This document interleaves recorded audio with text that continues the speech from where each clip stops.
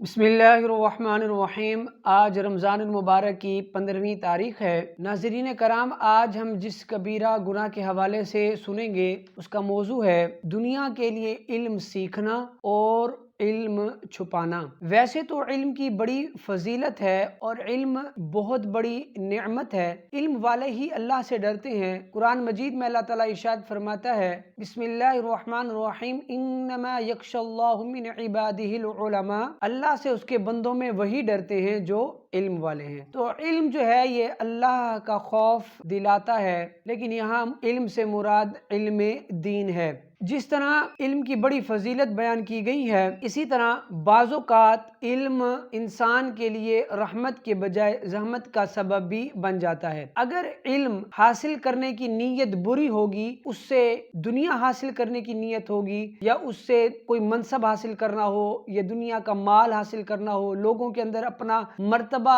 بڑھانا ہو، تو اس مقصد سے اگر علم حاصل کیا گیا ہوگا تو بروز قیامت یہ علم اس شخص کے لیے وبال بن جائے گا۔ اسی طرح علم چھپانا جو ہے یہ بھی ایک بری صفت ہے۔ وقت پڑھنے پر اپنے علم کو عالم ظاہر کرے۔ اگر اس سے مسئلہ پوچھا گیا ہے اور اگر اس کو اس مسئلے کا مکمل طور پر علم ہے تو اس علم کو نہیں چھپانا چاہیے، بلکہ سائل کو، پوچھنے والے کو اس کا جواب دینا چاہیے۔ اب علم چھپانے کے حوالے سے اللہ تعالیٰ قرآن مجید میں ارشاد فرماتا ہے، ان الذین یکتمون ما انزل اللہ من الکتاب، ترجمہ، اور جو چھپاتے ہیں اللہ کی اتاری کتاب۔ سورہ بقرہ کی ایک آیت ہے، فرمایا ترجمہ، بے شک وہ جو ہماری اتاری ہوئی روشن باتوں اور ہدایت کو چھپاتے ہیں بعد اس کے کہ لوگوں کے لیے ہم اسے کتاب میں واضح فرما چکے، ان پر اللہ کی لعنت اور لعنت کرنے والوں کی لعنت۔ اگر علم حاصل کرنے کی نیت بری ہوگی تو اس کا نتیجہ کیا ہوگا؟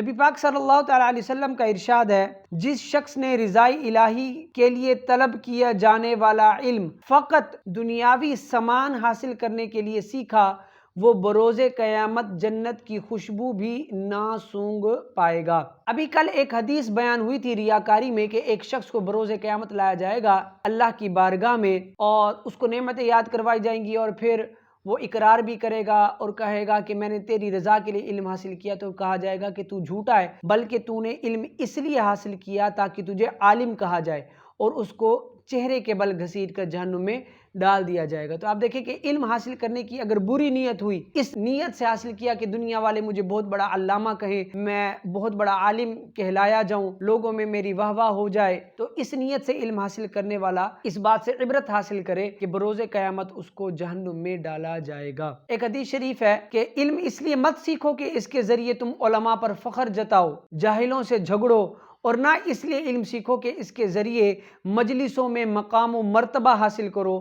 جو اس نیت سے علم حاصل کرے گا تو اس کے لیے جہنم کی آگ ہے۔ اب دیکھیں اس میں مختلف بری نیتیں بتائی گئیں کہ علماء پر فخر کرنا، جاہلوں سے جھگڑنا، اسی طرح اپنے محفل کے اندر بڑا مرتبہ حاصل کرنا، تو یہ جو نیتیں ہیں یہ انسان کو جہنم کا حقدار بنا دیتی ہیں۔ اسی طرح ایک حدیث ہے، جس نے علم اس لیے حاصل کیا تاکہ اس کے ذریعے علماء پر فخر جتائے اور جاہلوں سے جھگڑا کرے یا لوگوں کے دل اپنی طرف مائل کرے، تو اس کا ٹھکانہ جہنم ہے۔ تو علم حاصل کرنا بہت بڑی فضیلت ہے، لیکن علم حاصل کرنے کے ساتھ ساتھ اچھی نیت کا ہونا بھی ضروری ہے۔ علم کی بات چھپانے کے حوالے سے نبی کریم صلی اللہ تعالیٰ علیہ وسلم نے فرمایا، ترمذی شریف کی حدیث ہے، جس سے علم کی کوئی بات پوچھی گئی پھر اس نے اسے چھپایا تو بروز قیامت اسے آگ کی لگام ڈالی جائے گی۔ ایک اور حدیث ہے، جو علم چھپائے گا اللہ بروز قیامت اسے آگ کی لگام ڈالے گا۔ حضرت سیدنا عبداللہ بن مسعود رضی اللہ تعالیٰ عنہ فرماتے ہیں، جو شخص علم سیکھے پھر اس پر عمل نہ کرے تو یہ علم محض اس کے تکبر کو بڑھائے گا۔ ایک تکبر کی ویڈیو ہم بنا چکے ہیں، اس کے اندر میں نے کچھ تکبر کے اسباب بیان کیے تھے، اس میں ایک سبب علم بھی بیان کیا تھا کہ علم